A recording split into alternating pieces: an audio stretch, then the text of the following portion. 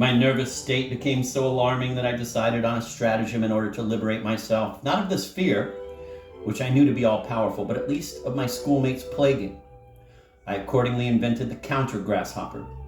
This consisted of a simple cocotte made by folding a sheet of white paper into the shape of a rooster, and I pretended one day that this paper rooster frightened me much more than grasshoppers, and begged everyone never to show me such a thing. When I saw a grasshopper, I did my utmost to repress the display of my fear. But when they showed me a cocotte, I would utter screams and simulate such a wild fit that one might have thought I was being murdered. This false phobia had an immense success not only by its novelty and its doubly scandalous effect, but also and especially because it was infinitely easier to make a little cocotte of white paper than to go and hunt a grasshopper.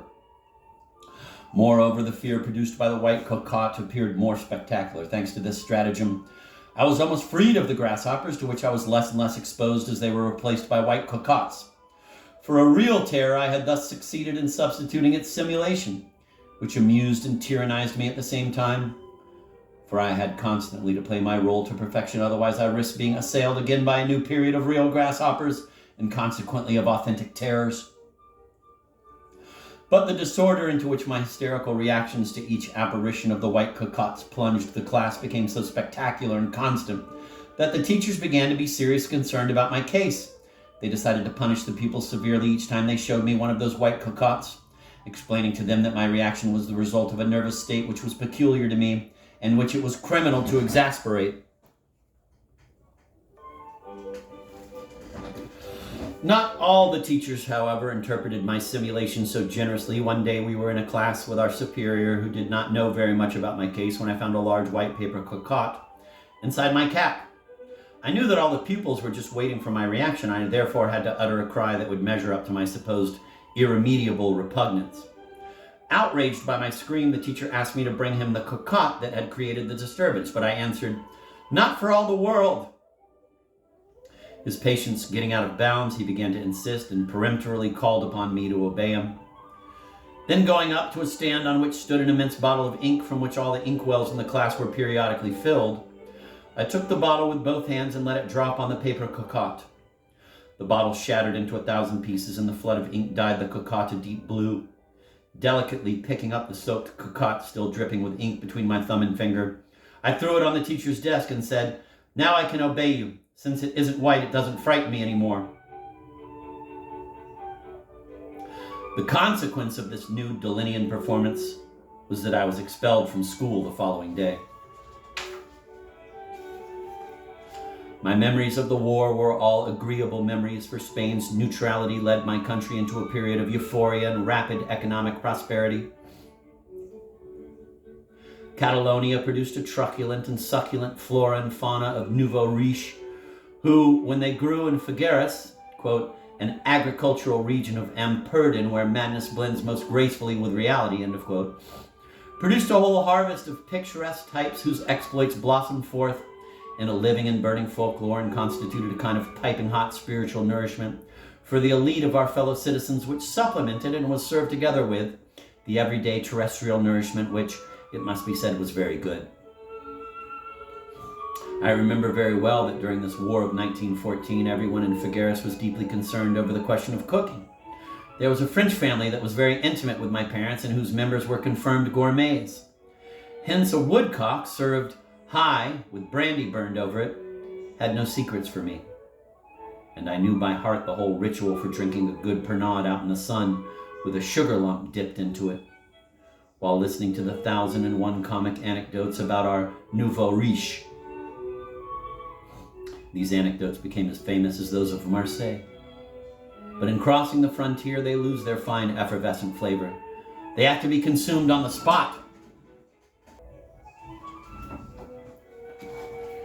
Every evening there was a large gathering of grown-ups in the back of the French family shop. People came there ostensibly to talk about the war and the European situation. But mostly they told endless anecdotes. Looking out on the street through the shop window, they could watch their fellow citizens passing by, the sight of whom was a lively stimulant that kept the conversation welded to the immediacy of happenings in the town.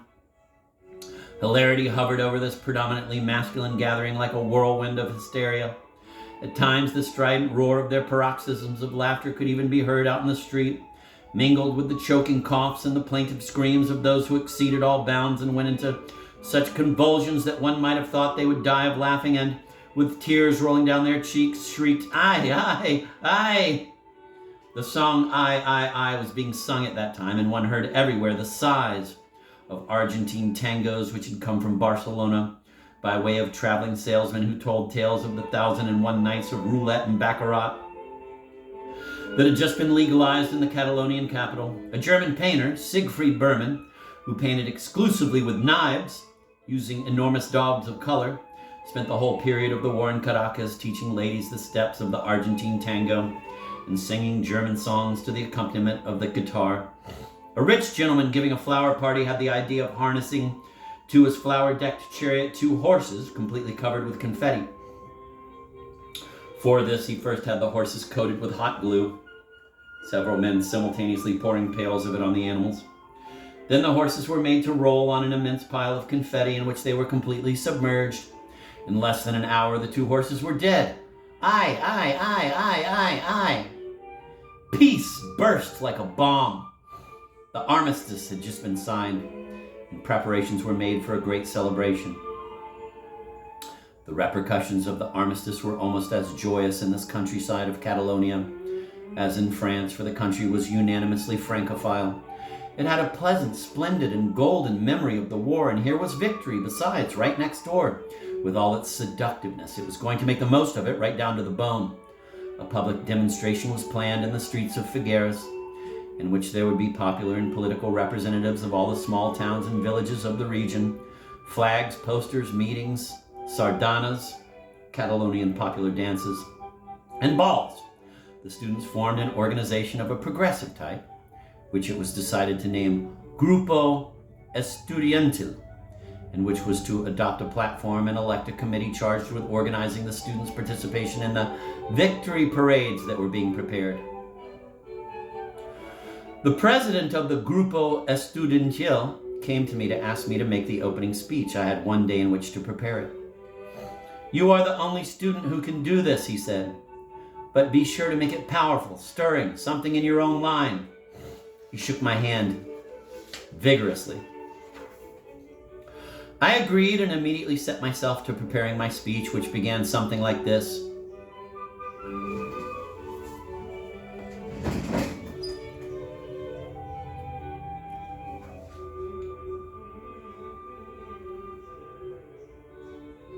"The great sacrifice of blood which has just been made on the field of battle has awakened the political conscience of all oppressed peoples," etc., etc. I was extremely flattered at having been chosen to make the speech, which I rehearsed melodramatically before the mirror. But as time passed, an encroaching and destructive timidity took hold of me, becoming so extreme that I was beginning to think it might get out of control.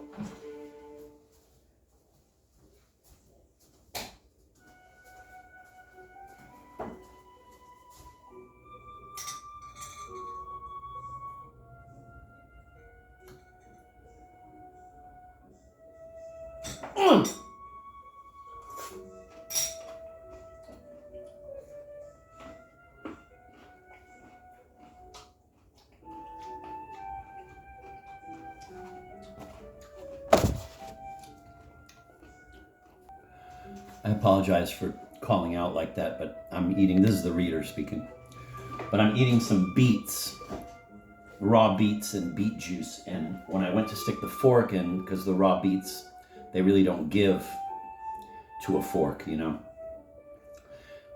The beet juice splashed out all over, and you obviously know what beet juice is like. It's like a crime scene. One thing I love about it, though, is that this desk obviously has a glass top. And beet juice comes right off. You don't have to use a cleaner. It's almost like a cleaner on glass. Obviously, it'll stain things, but on glass, you don't even have to use a cleaner. It comes right up as if it were like fucking you put Windex on the glass. Okay, let's get back to the book.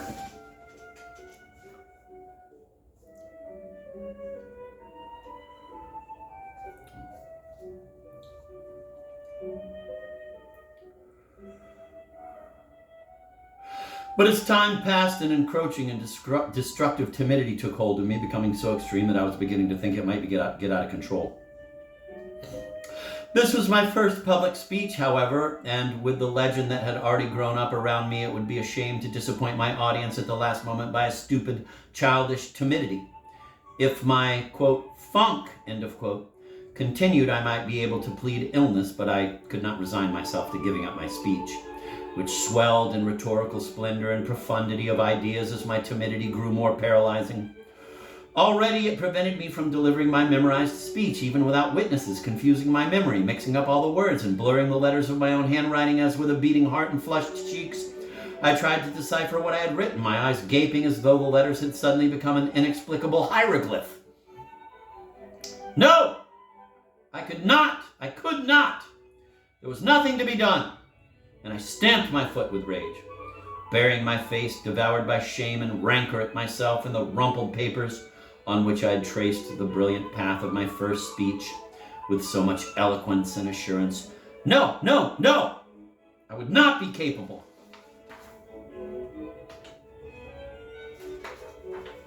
I would not be capable of delivering my speech, and I went out to roam through the outskirts of town to try to recover courage in the contemplation of the communicative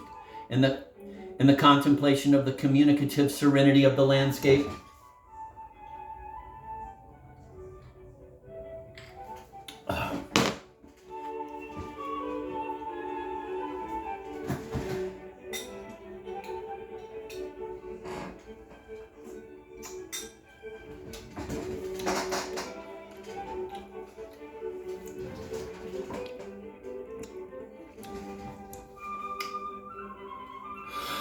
The speech was scheduled for the following day. Before returning home in the late afternoon, I mingled with a group of students who were all making fun of the speech I was going to give, and the slight amount of courage which I had recovered in the course of my solitary walk fell back to below zero. The following day, I awoke with my heart constricted by a mortal anguish. I could not swallow my café au lait. I took my speech, which I rolled up and secured with an elastic, combed my hair as best I could, and left for the Republican Center, where the meeting was to take place. I walked down the street as though I were going to my execution. I arrived on purpose an hour ahead of time, for I thought that by familiarizing myself with the place and the audience as it gradually foregathered, I would perhaps succeed in lessening the brutal shock of finding myself suddenly facing a crowded hall, in which, as you appear, silence suddenly falls with the sole aim of sucking in, as though a siphon, the speech which you bear within you. But as I reached the Republican Center, my discouragement reached its peak. The grown-up people were terribly intimidating, and there were even girls. As I entered, I blushed so violently that everything became blurred before my eyes, and I had to sit down. Someone immediately brought me a glass of water. The people were pouring in great numbers, and the sound of voices was deafening. A platform had been erected and dressed with the Republican flags, and I had to take my place on it. On this platform, there were 3 chairs. The one in the middle was reserved for me. To my right was the chairman, to my left the secretary. We sat down and were received with scattered applause and a few mocking laughs, which remained seared in my flesh like brands.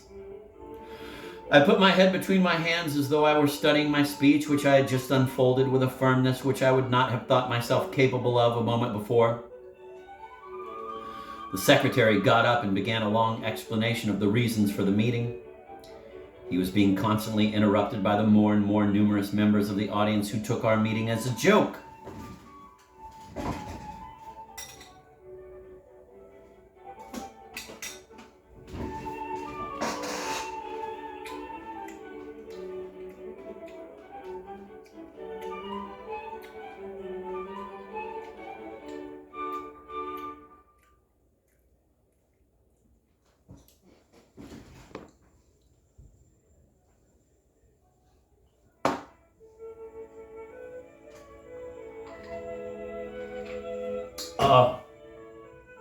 These Mozart Flauten concerts are delicious.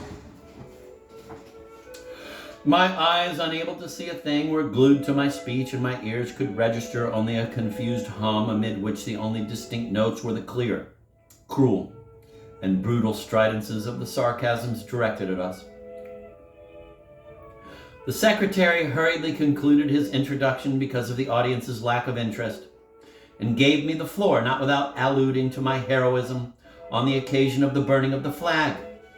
An impressive silence fell over the hall, and I had for the first time the consciousness that the people in the audience were there only to hear me.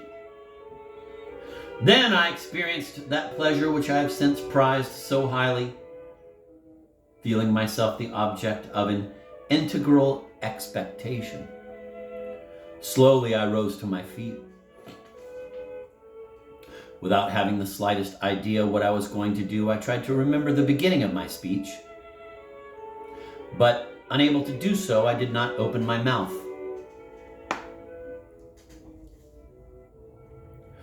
The silence around me became even thicker until it became an asphyxiating embrace. Something was going to happen. I knew it. But what? I felt my blood rise to my head, and lifting my arms in a gesture of defiance, I shouted at the top of my lungs, "Long live Germany! Long live Russia!" After which, with a violent kick, I flung the table at the audience. Within a few seconds, the hall became a scene of wild confusion, but to my surprise, nobody paid any further attention to me.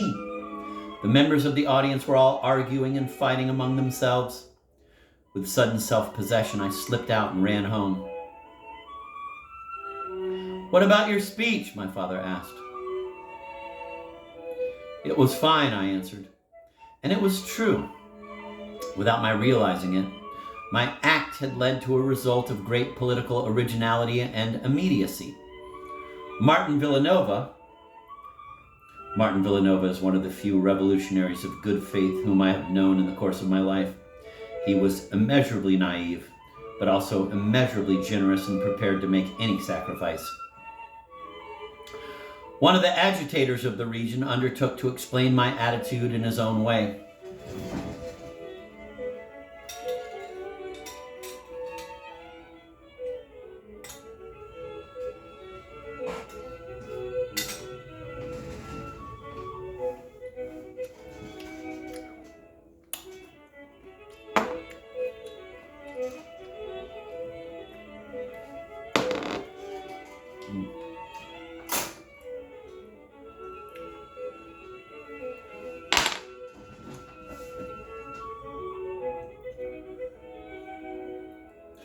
Quote, "There are no longer allies or vanquished," he said. "Germany is in revolution and must be considered on the same basis as the victors. This is especially true of Russia, whose social revolution is the only fruit of this war that offers a real hope," end of quote. The kick that had overturned the table was just what was needed to awaken a public too slow to become alive to historic facts.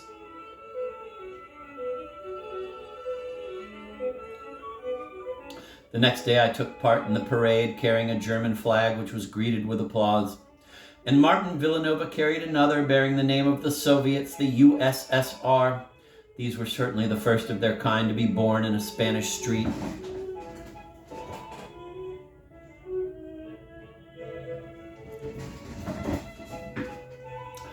Sometime later, Martin Villanova and his group decided to baptize one of the streets of Figueres President Wilson. Villanova came to my house bringing a long canvas like a ship's sail and asked me to paint on it in large artistic letters the words, "The city of Figueres honors Woodrow Wilson, protector of the liberties of small nations." We climbed up on the roof of the house and hung the canvas by its four corners to rings which usually served to hang the laundry. I promised him I would go and buy pots of paint and begin the work that very afternoon so that all would be ready the next day for the unveiling of the marble plaque which would give the new illustrious name to the street.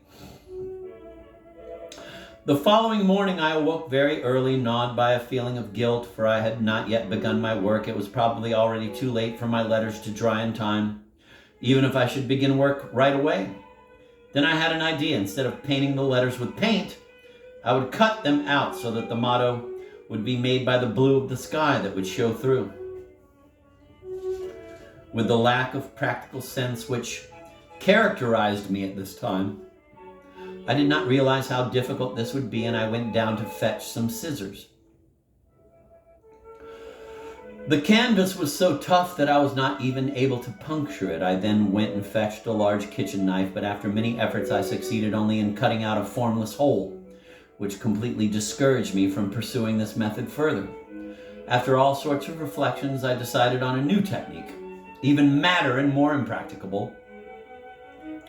I would burn holes in the canvas following roughly the forms of the letters, after which I would even them out with the scissors. And I would have several pails of water handy in case the canvas should start to burn beyond the edges of the letters. But this was an even more categorical failure than the last effort. The canvas caught fire, and though I managed to put it out, there remained of all my labors of 2 hours only a blackish hole and another smaller hole, which I had previously pierced with a knife.